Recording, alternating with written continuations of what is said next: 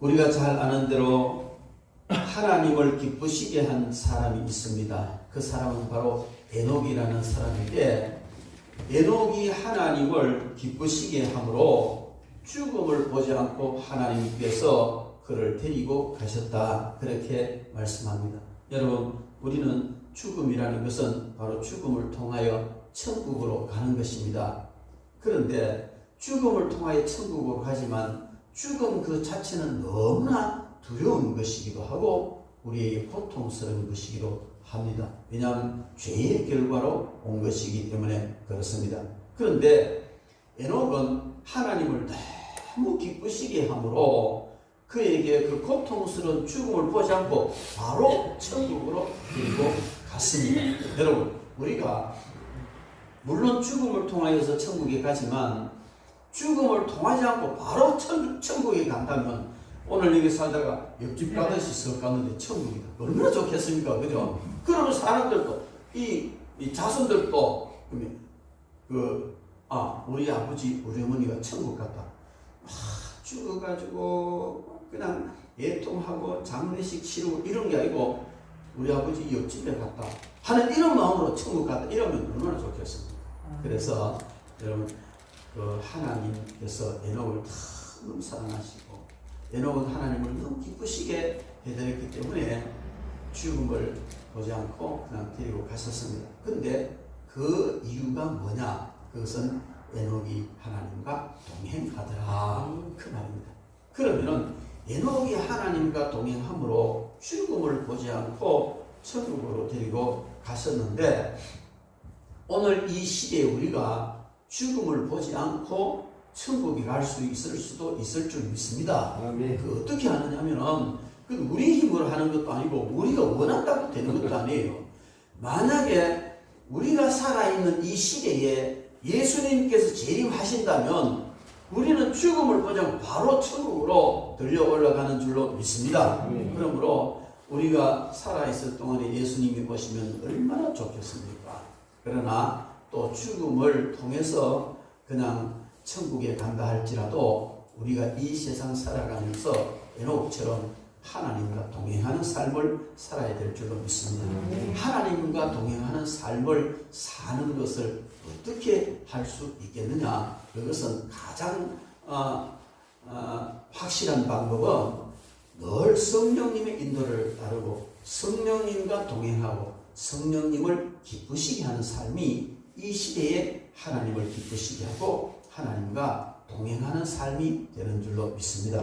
예수님께서 가시면서 나와 꼭 같은 다른 보혜사를 보내줄 것이다 하고 보내주신 분이 성령님이십니다. 그러면 예수님의 제자들이 갈릴리 지역으로 유대 지역으로 예루살렘으로 이렇게 예수님과 함께 동행하면서 말씀 듣고 또 능력도 행하고 놀라운 은총을 입고 살았던 것처럼 우리도 그렇게 살 수 있을 줄 믿습니다.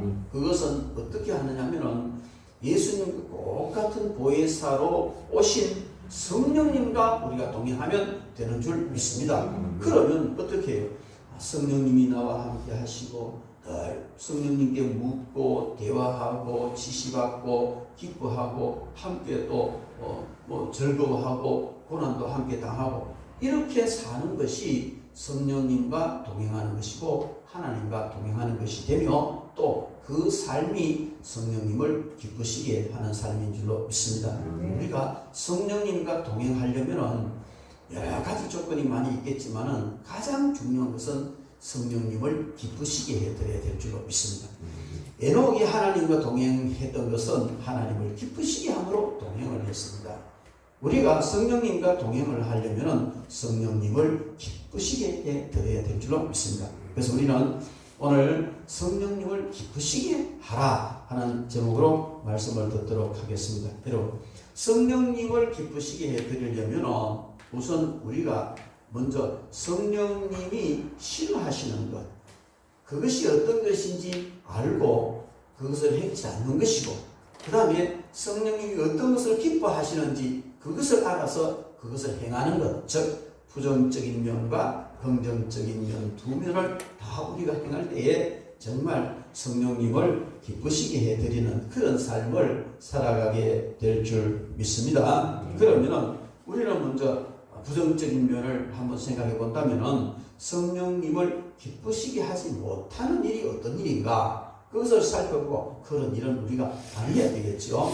먼저 성령님을 근심하게 하는 일을 우리는 해서는 안 된다. 오늘 본문 말씀에 하나님의 성령을 근심하게 하지 말라 그렇게 말씀하고 있습니다. 왜냐하면 우리가 성령님 안에서 구원의 날까지 인치심을 받았다. 성령께서 우리를 보증으로 인치시고 구원을 확신을 주시고 늘 우리를 인도하시기 때문에 우리는 성령님을 근심하게 하는 그런 일은 하지 말아야 될 줄로 믿습니다.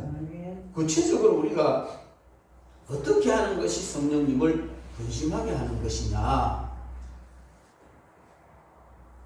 저는 이렇게 생각을 해요. 성령님을 근심하게 하는 일이 여러 가지가 있겠지만은 실질적으로 우리가 어떤 일을 한 가지 행할 때에 내 마음속에서 그냥 내가 아닌 다른 어떤 존재가 근심하는 것이 느껴질 때가 있습니다. 그러잖아요. 그죠? 어떤 일을 할 때 죄를 짓는다든지 합당치 못한 일을 한다든지 이럴 때는 속에서 내가 하는 건 아닌 것 같은데 뭔가 이러면 안 되는 그걸 이제 세상 사람은 양심이라고 말하지만 우리는 양심 차원을 훨씬 뛰어넘는 성령께서 내 속에서 근심하시기 때문에 이 일을 하면 안 되겠구나. 정말 하나님 기뻐하시지 않겠구나. 이런 마음이 들면서 굉장히 뭔가 좀 서늘한 느낌, 이런 느낌 들 때가 있습니다. 이제 그럴 때가 바로 성령께서 근심하는 때다. 이렇게 볼 수 있습니다. 그러므로 그럴 때는 바로 그 일을 접어버려야 돼요. 계속 진행시키면 계속 성령님이 근심하게 되고 결국 그렇게 되면 우리는 성령님과 동행하기 어려운 그런 자리에 들어가는 줄로 믿습니다.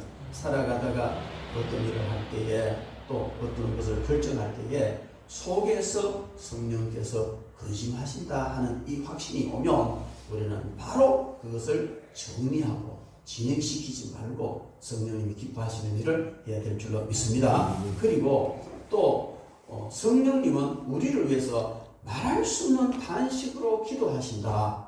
우리가 마땅히 빌 바를 알지 못할 때 성령께서 말할 수 없는 단식으로 기도하신다 했는데 여러분 성령께서 단식하신다는 말은 근심하신다는 말이거든요. 그러면은 우리는 언제 성령께서 단식하느냐? 우리가 마땅히 빌 바를 알지 못할 때 성령께서 단식하신다 말씀하십니다.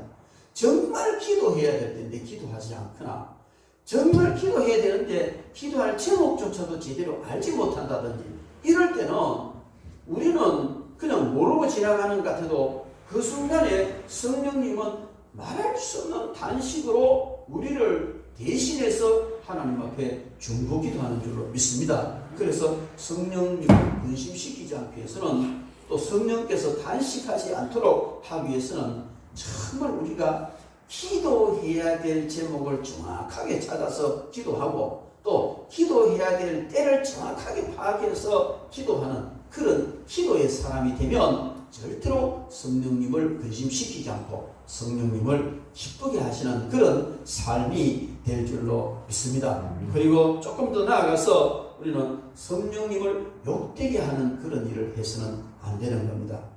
히브리서 10장 29절 말씀에 보면 하물며 하나님의 아들을 짓밟고 자기를 거룩하게 한 언약의 피를 부족한 것으로 여기고 은혜의 성령을 욕되게 하는 자가 당연히 받을 형벌은 얼마나 더 무겁겠냐 너희는 생각하라 이렇게 말씀하십니다. 그래서 여기에 은혜의 성령님을 욕되게 하는 이런 일은 하지 말아야 된다. 은혜의 성령님은 바로 하나님의 은혜로운 영, 다시 말씀드리면 하나님의 은혜를 나타내는 영, 이런 뜻이에요. 그렇기 때문에 하나님의 은혜가 우리에게 나타나고 우리를 통해서 하나님의 은혜가 입증되고 이렇게 하는 모든 일들을 성령께서 하시는데 그 하나님의 은혜를 드러내는 그 성령님을 욕되게 하는 일은 하지 말아야 된다는 겁니다. 우리는 고의적으로 욕을 하는 것, 이건 정말 심각한 성령을 거역하는 심한 성령 해방죄가 되지만, 우리가 나약해서 아니면 뭐 어떤 연약해서 그런 처지에서라도 은혜의 성령님이 우리를 통해서 욕되게 되어지는 그런 일은 없어야 될 줄로 믿습니다. 그리고 우리는 성령님의 사역을 방해하는 일을 해서는 안 됩니다. 성령님의 사역을 방해하면 역시 성령님을 기쁘시게 할 수가 없습니다. 마가복음 3장 28절부터 30절 말씀에 보면, 내가 진실로 너에게 이르노니 사람의 모든 죄와 모든 모독하는 이런 사심을 얻되 누구든지 성령을 모독하는 자는 영원히 사심을 얻지 못하고 영원한 죄가 되느니라 하시니, 이는 그들이 말하기를 더러운 귀신이 들렸다 함이니라. 예수님께서는 성령으로 충만해서 그 귀신을 쫓아내고 역사를 일으키는데, 서기관과 바리새인들은 이것을 보고 귀신의 왕을 힘입어서 저런 일을 한다, 이렇게 말했습니다. 그럴 때에 예수님께서 그런 말을 하셨습니다. 누구든지 사람의 모든 죄와 모독을 하는 일에 사심을 얻지만 성령을 모독하는 자는 영원히 사심을 얻지 못한다. 이게 우리가 말하는 성령 회방죄가 되는 겁니다. 성령 회방죄는 영원히 사심을 받지 못한다 그랬는데, 참 이 부분은 그럼 성령 회방죄가 어떤 죄냐? 구체적으로 요죄는 성령 회방죄고 요죄는 무슨 죄, 그렇게는 말할 수가 없지만 주님께서 하신 말씀, 성령을 모독하는 죄가 성령 회방죄다, 이렇게 볼 수가 있습니다. 성령님이 하신 것이 분명하고 정말 성령께서 강하게 역사하시는 그 현장에서 의도적으로 그것을 모독하기 위해서 반대편에 서서 강하게 반대하는 이런 것은 성령을 모독하는 죄가 되는 겁니다. 그래서 우리는 이런 성령을 모독하는 죄를 누가 짓냐면 바리새인들이 지었거든요. 우리는 바리새인과 같은 그런 삶을 살면 자칫 잘못하다가 성령을 모독하는 죄에 들어갈 수도 있다는 겁니다. 여러분, 우리는 성령께서 행하셨는데 그것을 자기의 주장과 자기의 성경 지식과 자기의 어떤 판단으로 그것을 그냥 아닌 것 같다가 아니고 아주 모독을 해버리는 이런 일은 하면 안 된다는 겁니다. 교회 안에 이런 일이 많이 있을 수 있습니다. 예를 들어서 이제 제가 경험한 이야기예요. 제가 경험한 이야기인데, 주일날 안내비를 드리는데 예수 믿은 지 얼마 안 되는 성도가 설교를 듣다가 갑자기 성령의 그 강한 인지가 임해가지고 팍 방언이 터져버렸어요. 자기도 모르게 방언이 터져버렸어요. 그런데 담임 목사님이 제가 그때 전도사 시절이거든.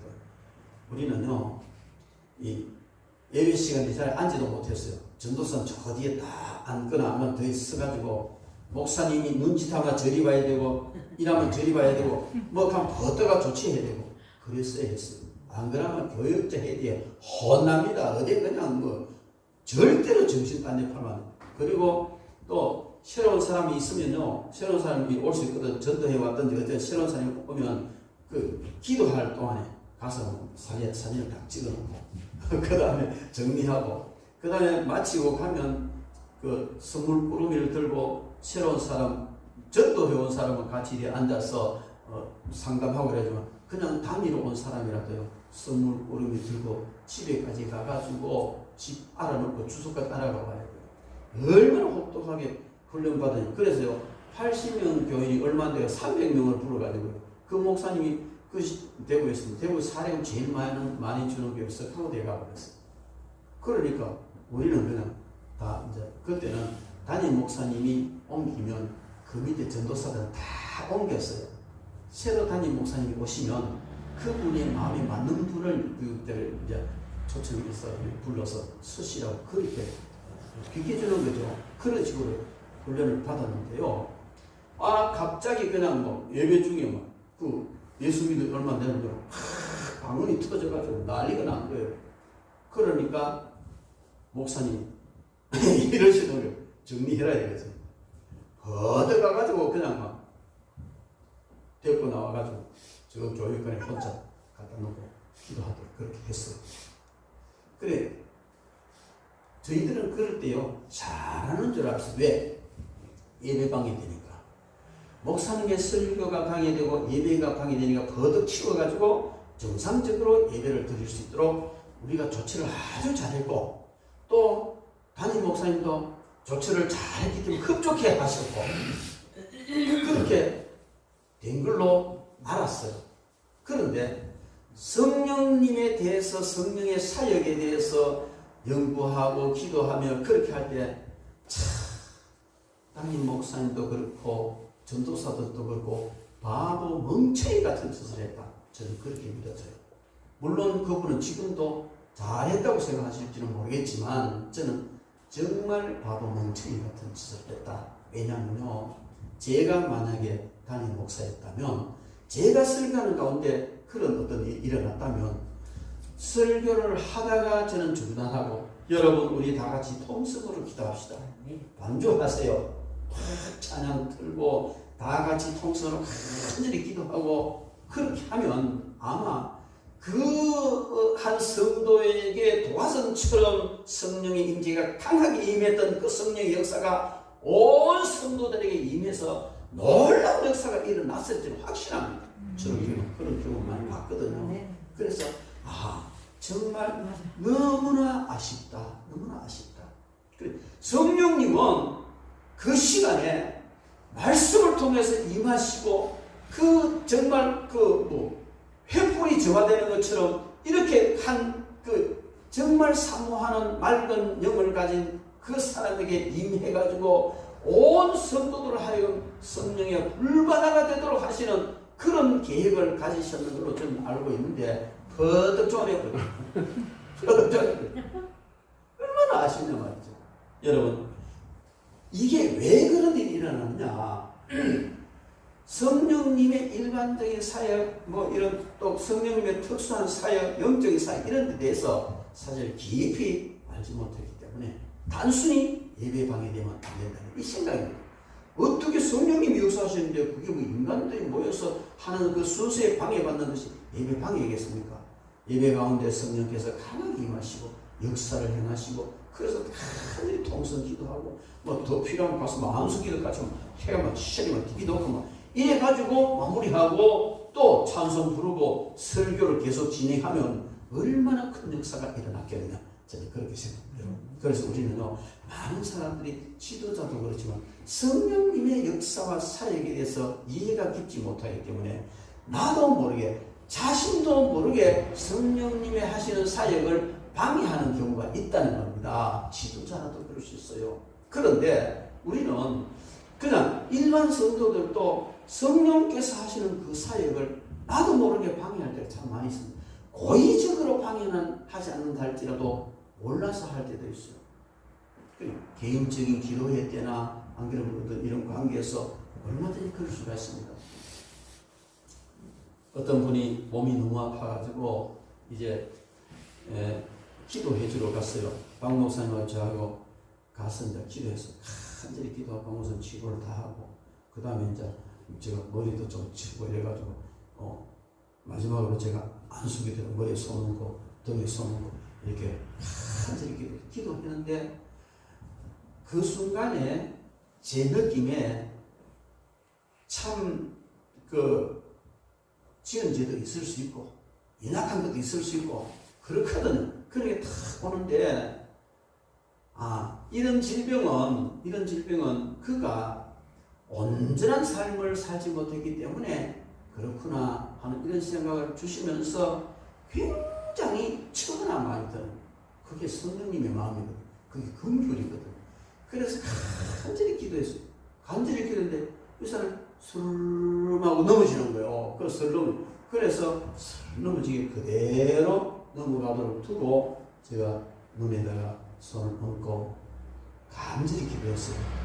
기도하면서 이대로 임재 들어가십시오. 이대로 임재 들어가고 성령님을 사모하시고 성령님의 기름 부으심을 성령님의 만져주심을 사모하면서 그대로 임재 들어가십시오 하고 이제 기도해 주고 나왔어요.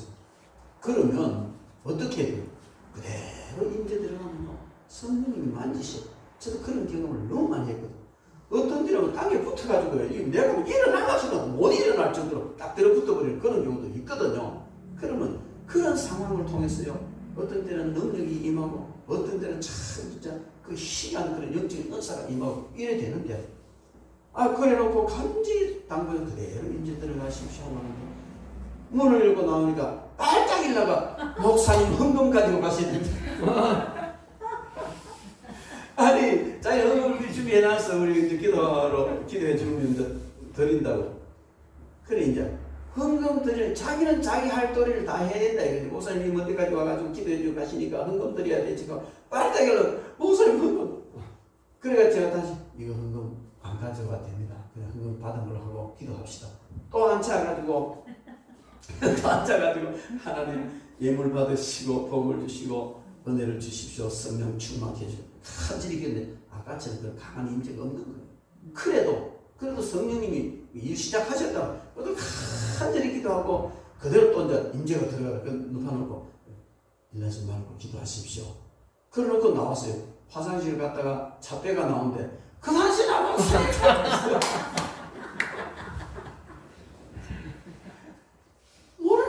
모르는 거예요.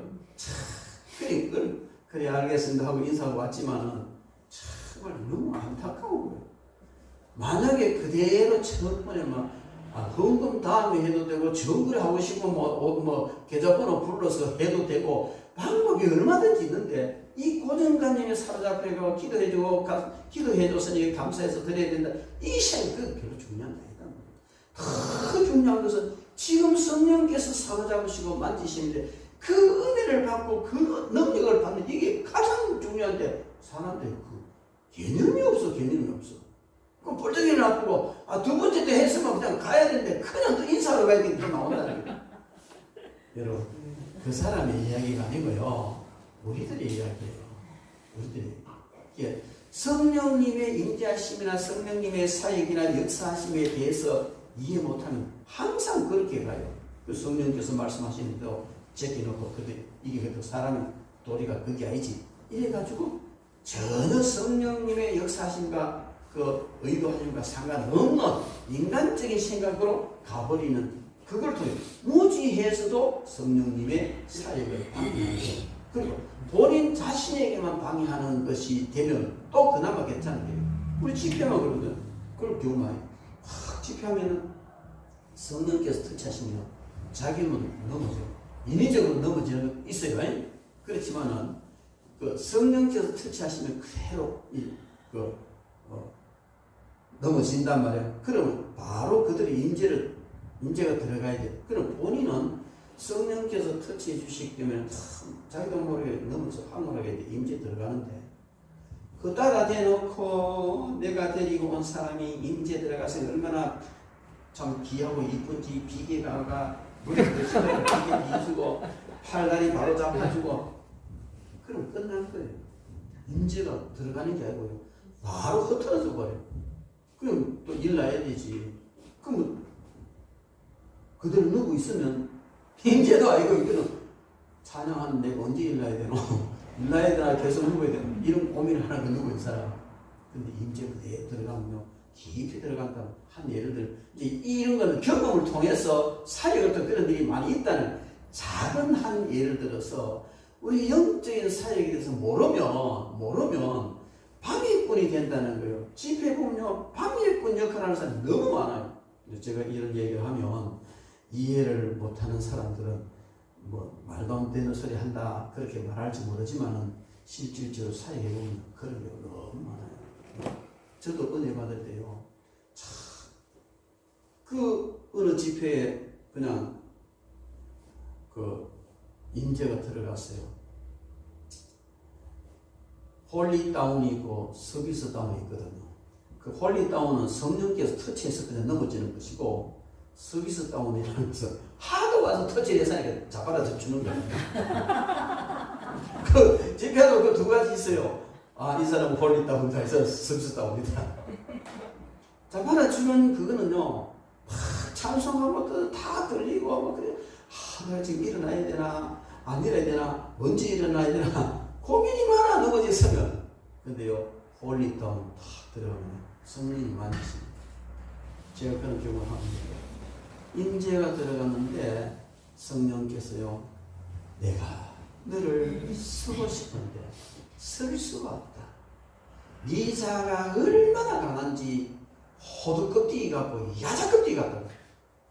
그러니 지가 아는 성경 지식, 조직신학 지식, 상식 이런 게요 너무 딱딱하니까 성령께서 역사하시고 사역하시도 거부해버려. 그거 신학적으로 안 맞다. 그거 성경적으로 안 맞다. 지가 뭔데? 성령님은요 더 깊은 차원에서 인도하시는데 그 얄팍한 성경 지식과 조직신학적인 지식, 상식, 신앙상 이가지고 안 맞다니. 지가 판단해. 그러면 자기가 성령도 위에 있는 거 아니에요? 그 지가 안 맞고 이거 틀렸고 무엇이 어쩌고 받는다 그러고 그렇게 해버리는 그런 일들이요 얼마나 많은지 몰라요. 특히 지도자들 중에서도 그런 거 정말 많아요. 그게 바로 나도 모르게 성령의 사역을 방해하는 것이 되는데요. 제가요 그냥 그때는 홀리다운에 들어간 거예요. 근데 성령께서 내가 너를 쓰고 싶은데 쓸 수가 없다. 말씀을 하시는데요. 그래 그 이유가 뭐냐면 네 자아가 호두껍데기처럼 딱딱하고 야자껍데기처럼 딱딱한데 못 쓴다는 거예요. 그래서 제가 그때 깨달은 그렇구나. 성령님이 역사하시는데 내 이 얄팍한 상식, 지식 이런 거 가지고 다 카트 다 하고 지가 판단 다 하고 지금만 하는 게 아니라 성도들까지 하고 그러니까 성령을 어떻게 쓰시겠어요? 나도 모르게 눈물이 쭉 하는데 누워가지고요 얼마나 회개했지 모르겠어. 남들이 뭘 하니 찬양하는 날 뭐 지기 완전히 퍼들어져 누구는 뭐 신경도 안 써야져요. 그냥 그래서 눈물 죽여버리면서 회개를 했는데요. 그 이후에요 성령님이 임재하심과 이끄심이 얼마나 깊었는지 몰라요. 그래서 왜? 또 그런 짓 하면 안 되니까. 그래서 성령님이 인도하심 따라가는데요. 어떤 데는 미친 짓 한다는 그런 그 말을 들을 그런 짓도 해봤어요. 왜? 성령님이 인도하십니까? 그러니까 해보니까 성령님 인도하시는구나. 사람 생각으로는요 인간적인 생각은 말도 안 되는 짓이다 싶은데 성령님이 인도하시는데 그대로 따라 순종해보니까요 성령께서요 됐다. 한 단계 업그레이드 시키시는 거예요. 아주 유치한 것부터 시키셔가지고 순종하니까 한 단계 업그레이드 시키고 이렇게 해서요 나중에 깊은 차원까지 이끌어 주시는 것을 경험을 했습니다. 여러분 우리는요 성령님을 기쁘시게 하려면 성령님의 사역을 방해하면 안 돼요. 내 자신에게 임하는 성령님의 사역도 방해하면 안 되고 다른 사람에게 역사하는 것 사역을 방해하면 안 되고요. 그 방해를 계속 하다 보면 다리 시인처럼 자기 주관, 자기 판단으로 계속 하다 보면 결국은요 성령님을 모독하는 자리까지도 무서운 자리까지도 갈 수 있다. 우리는 심히 조심해야 될 줄로 믿습니다. 그리고 성령님의 뜻을 거스리는 일을 하면 안 됩니다. 사도행전 7장 51절 52절 말씀에 보면 목이 곱고 마음과 귀에 할례를 받지 못한 사람들아 너희도 너희 조상과 같이 항상 성령을 거스르는도다. 너희 조상들이 선지자들 중에 누구를 박해하지 아니하였느냐. 의인이 오시려고 예고한 자들을 그들이 죽였고 이제 너희는 그 의인을 잡아준 자요 살인한 자가 되었다. 예수 그리스도께서 오시겠다고 예언하는 사람을 잡아 죽이고 예수님이 오셨는데 그 예수님을 잡아 죽이는 이런 일을 하는 성령의 뜻을 거스리는 그런 때까지 간다는 겁니다. 그래서 우리는 성령님을 거스리는 일은 절대 하지 않아야 돼요. 여러분 성령께서 인도하시면요 우리는 모든 것을 다 내려놓고 아멘하고 순종하고 따라가야 될 줄로 믿습니다. 그리고 성령님을 속이는 일도 하지 말아야 됩니다.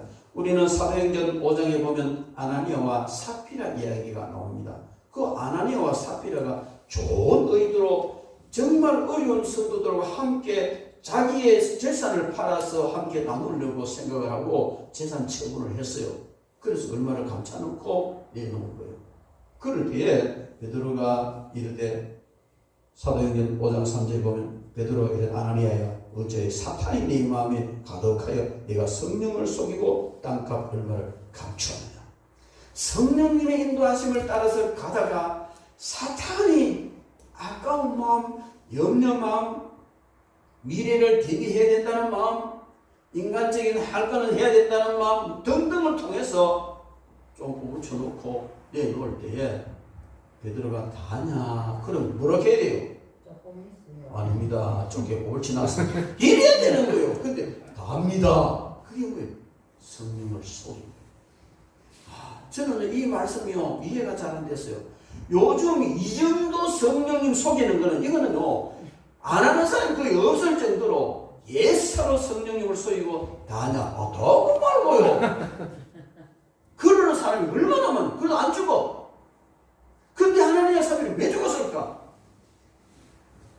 제가 늘 하는 얘기지만 초대교회는 모델교회예요.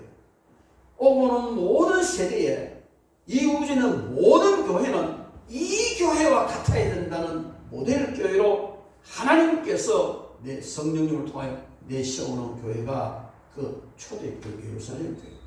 그러니까 이 너무나 귀한 이 교회에 사탄이 좋은 일을 하는 그 일을 통해서 설정이 거짓성이 묻어들어요.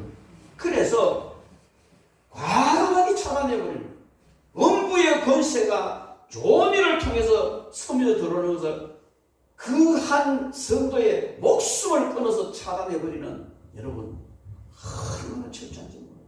근데 오늘날 교회는 안 그렇거든요. 여러분 아나니아 삽비라 집사님이 땅을 팔아서 내놨습니다. 할렐루야 할렐루야. 하나님 아버지 복을 주시되 신이 놀라가 넘치도록 주시고 영적으로 허리니까 그래도 그게 통과되니까 오늘날의 그런 교회는 모델 교회와 한참 빗나간 교회라는 거예요. 여러분 우리는 성령님을 속이면 안 되는 거예요. 몰라서 행할 수도 있지만은 그러나 본인은 알아요. 내가 지금 성령을 속이고 있는지 마귀에게 걸리는지 육신의 소욕을 따라 다 알겠다. 그럴 때에 내가 차마 연약해서 이끌려갔다 할지라도 주의 종이나 또 성령께서 감동하시거나 이럴 때는 속이지 말고 그대로 고백을 하고 회개해야 돼요. 그래야 복이 되는 줄로 믿습니다. 그리고 성령 이렇게 해서 성령님을 기쁘시게 하지 못하는 이런 일들은 우리에게 절대로 일어나서는 안 될 줄 믿습니다. 계속해서 성령을 속이고 성령님을 기쁘시게 하지 못하면요 그 악신이 사로잡게 돼요. 악신이 사로잡으면요 엄청나게 고통스러운 삶이 됩니다. 사무엘상 16장 14절에 보면 여호와의 영이 사울에게서 떠나고 여호와께서 부르시는 악령이 그를 번뇌케 한지라. 성령으로 충만했던 그 사울왕이 하나님을 계속 그여가 말씀을 불순종하니까 성령님이 떠나가 버리시니까 악신이 들어와가지고 그를 사로잡으니까 그냥 다윗을 그냥 쳐 죽이려고 얼마나 악한 짓을 하다가 결국은 무당까지 찾아가고 별짓도 하다가 비참하게 인생이 끝나버렸어요. 여러분 우리는 너무너무 감사한 것은요 오순절날 성령께서 이 땅에 공식적으로 임하시기 전이기 때문에 사울을 강하게 붙들어 쓰시던 성령 하나님은 그를 떠나가 버렸어요. 그렇지만은 오순절날 성령께서 이 땅에 공식적으로 강림하신 이후에 우리 가운데 내주하시는 성령님 우리가 죄를 지어도 안 떠나가신다. 이게 얼마나 큰 복인가. 다윗이 죄를 짓고 난 뒤에 주의 성신을 내게서 거두지 말아 주십시오. 그렇게 간절히 회개하고 기도한 이유는요. 다윗이 그렇게 놀라운 하나님의 말씀을 전하고 시를 짓고 통치를 하고 하나님 인도를 받았는데 그거 본인이 알거든요. 성령께서 나를 이끌어서 하셨다는 알기 때문에 그 성령이 나를 떠나가 버리면 나는 아무것도 안 알기 때문에 죄를 짓고 간절히 기도했던 것은 성신을 내게 성령님에게 거두지 마십시오. 그런 기도했습니다. 그런 기도 해놓으니까 요새도 사람들이요 죄 짓고 나는데 성령님 내게서 떠나가지 마십시오. 성령을 거두지 마십시오. 이런 기도하는 사람이 있는데 여러분 그렇게 안 하셔도 돼요. 오순절 이 땅에 공식적으로 예수님을 대신해서 다른 곳에서 오신 성령님은 우리 속에 내주하셔서 예수님을 주님으로 고백하게 하시고 우리를 성화의 길로 이끌어 가시면서 인도하시는 그 성령님 떠나가지 않았어요. 우리가 죄를 지어도 그냥 안에 잠잠히 계실 뿐 역사 안 하시고 떠나가지 않아요. 그러니까 여러분 생각해 보십시오. 구약 시대 성도들은요, 죄를 짓고 합당처럼 성령 떠나 버렸어요. 얼마나 놀라운 복인지 모르면, 저와 여러분들은요, 얼마나 큰 은혜와 축복을 받고 사는지 모르면, 그러니까 너무 그렇게 이제 잘해주니까, 하나님 너무 잘해주니까, 이거 낭창해, 제가. 이 쌉디다 하는 그런 경우인데, 여러분, 우리는요, 성령님을 기쁘시게 하지 못하고, 자꾸 그렇게 하면, 결국은요, 악신이 우리를 번뇌케 합니다. 사단이 자꾸 건들도록 버려둘 수 있어요. 어떤 사람이 물어요. 목사님, 우리 속에 성령이 계시죠? 그렇지. 그럼 어떻게 마귀가 우리 속에 또 같이 있을 수 있습니까? 그렇게 물어요. 마귀가 우리 속에 같이 있는 것이 아니고, 우리가 성령님을 거역하고, 성령을 기쁘시게 못하고, 사역을 거역하기 때문에 성령님이 그냥 가만히 계시면서 역사는 안 하시는 거예요. 그럴 때 마귀가 우리를 사로잡아서 우리를 이 나쁜 쪽으로 악한 이끌어 갈 수 있습니다. 그럴 때에 우리가 정말 회개하고 기도하고 도움을 구하지 않으면 그냥 버려두셔요.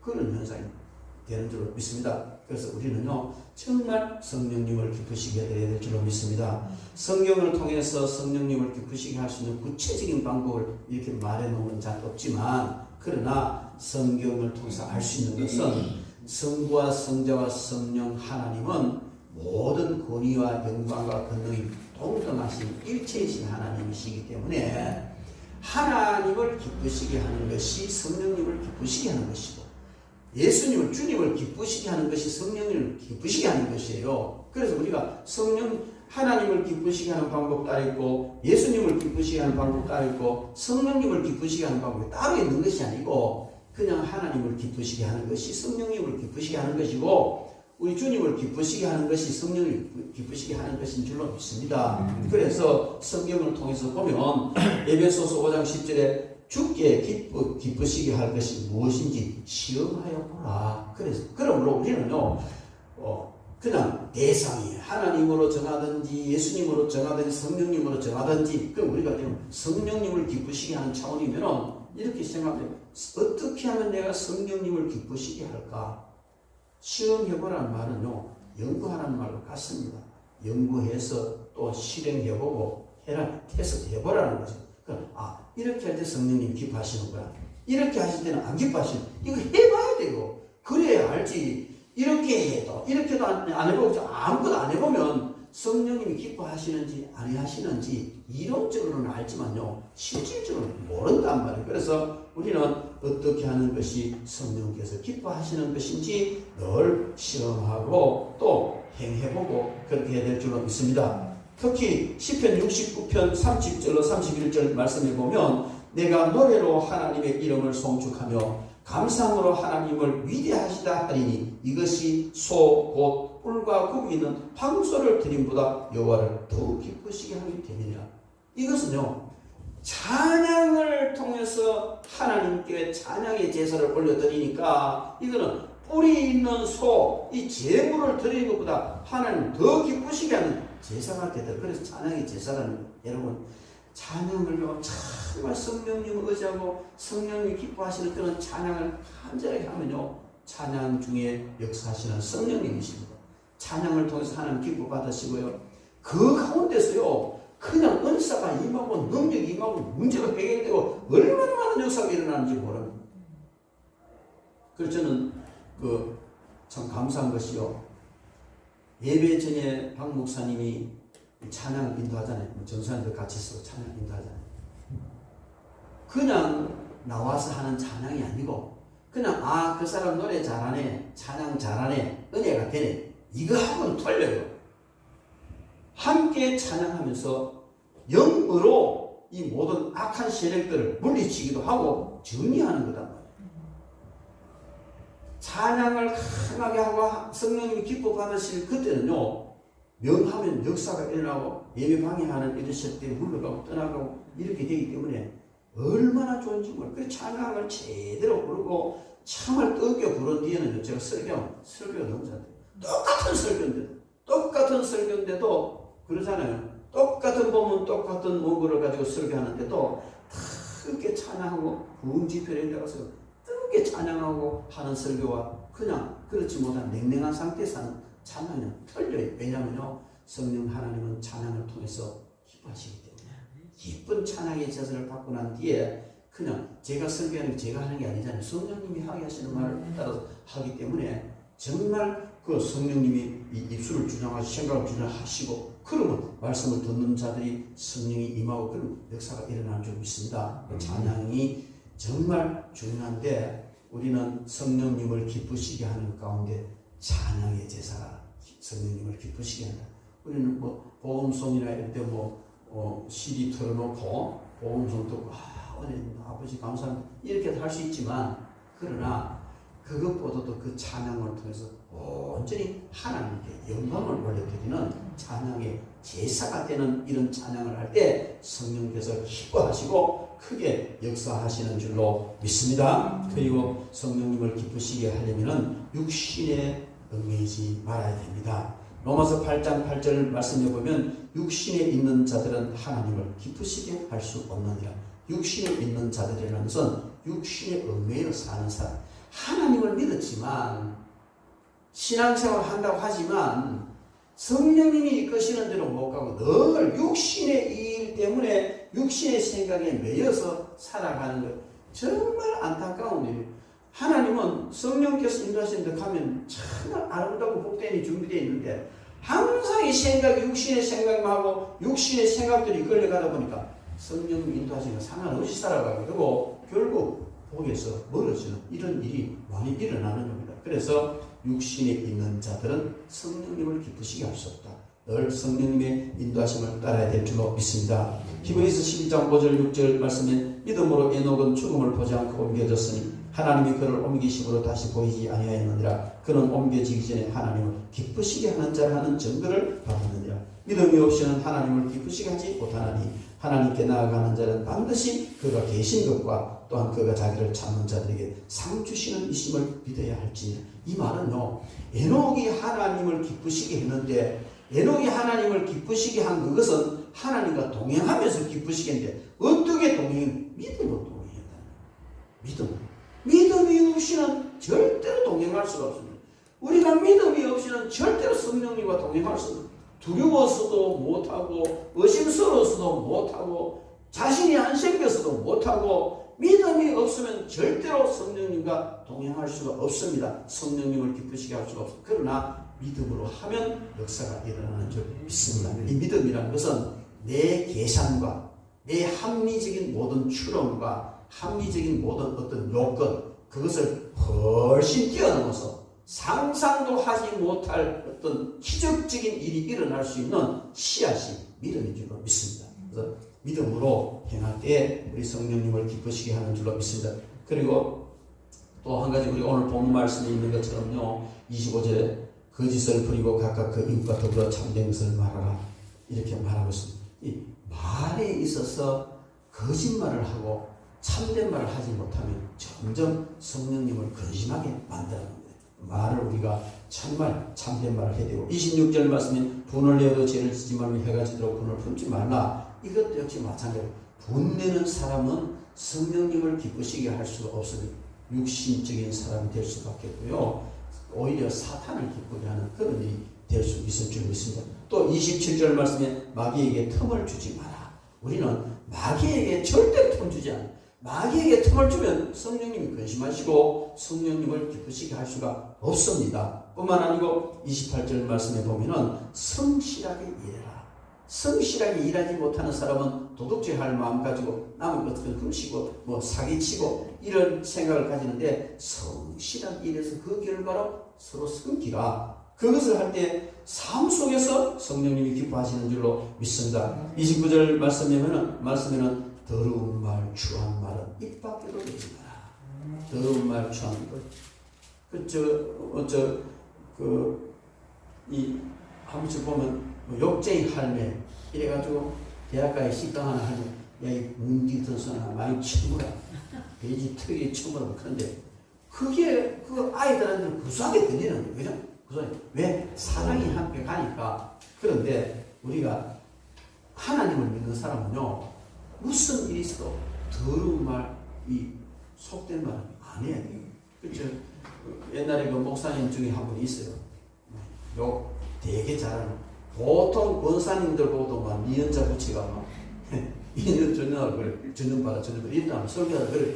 근데 그게 그러니까 막 권사님 아멘 하는데 물론 이제 그 사랑으로 하니까 역사가 되니까 하지만 그러나 합당치 않다고 생각합니다. 정말 우리는 하나님의 자녀답게 거룩한 말, 이 속된 말 이겨내지 않아야 성령님을 기쁘시게 할 줄 믿습니다. 31절 말씀에 너는 모든 악독과 노함과 분쟁과 떠드는과 비방하는 것을 버려라. 아까운게 버려라. 그리고 32절 말 서로 친절하게 하며 불쌍히 여기며 서로 용서하기를 하나님이 그리스도 안에서 너희를 용서하신 것 같이. 오늘 보는 말씀은 이 삶을 실현하는 것이 성령님을 심히 기쁘시게 하는 삶인 줄 믿습니다. 우리는 오늘 성경 본 말씀과 함께 우리가 늘 성령님의 인도하심을 따라 나감으로 성령님을 기쁘시게 하고 성령을 귀하게 쓰임받고 정말 하늘 상급을 쌓아가는 그런 저와 여러분 되기를 주님 이름으로 축원합니다. 기도하겠습니다.